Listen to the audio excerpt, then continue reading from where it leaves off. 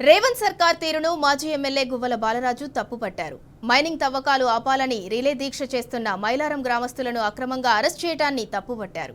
CM Revanth ఇలాకాలో జనం పురుగుల మందు తాగి ఆత్మహత్య చేసుకునే పరిస్థితి ఏర్పడిందన్నారు. మైలారం గ్రామ ప్రజలకు బీఆర్ఎస్ పార్టీ అండగా ఉంటుందని గువ్వల బాలరాజు స్పష్టం చేశారు.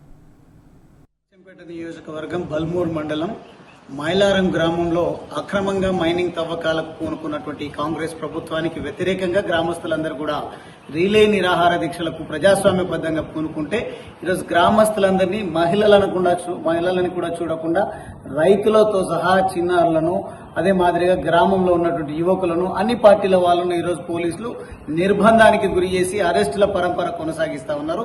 దీన్ని నేను తీవ్రంగా ఖండిస్తా ఉన్నా.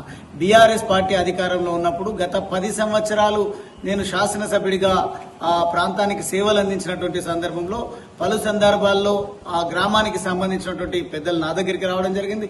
నేను వారి దగ్గరికి వెళ్లడం జరిగింది.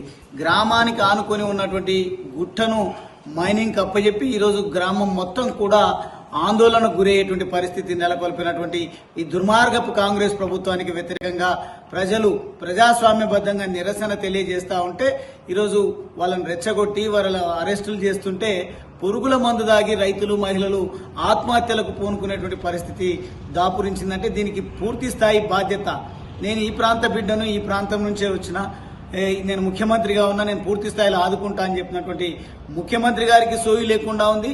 ఈరోజు ప్రాజెక్టుల ఊసే లేకుండా కేవలం మైనింగ్ల పైన దృష్టి సారించి స్థానిక ఎమ్మెల్యే వంశీకృష్ణ గారు పూర్తిగా ఇసుక దందా మైనింగ్ మాఫియాను వెంటబెట్టుకొని ఈరోజు కోట్లకు పడగలెత్తుతూ దుర్మార్గంగా అణిచివేత ధోరణి అవలంబిస్తా ఉన్నారు.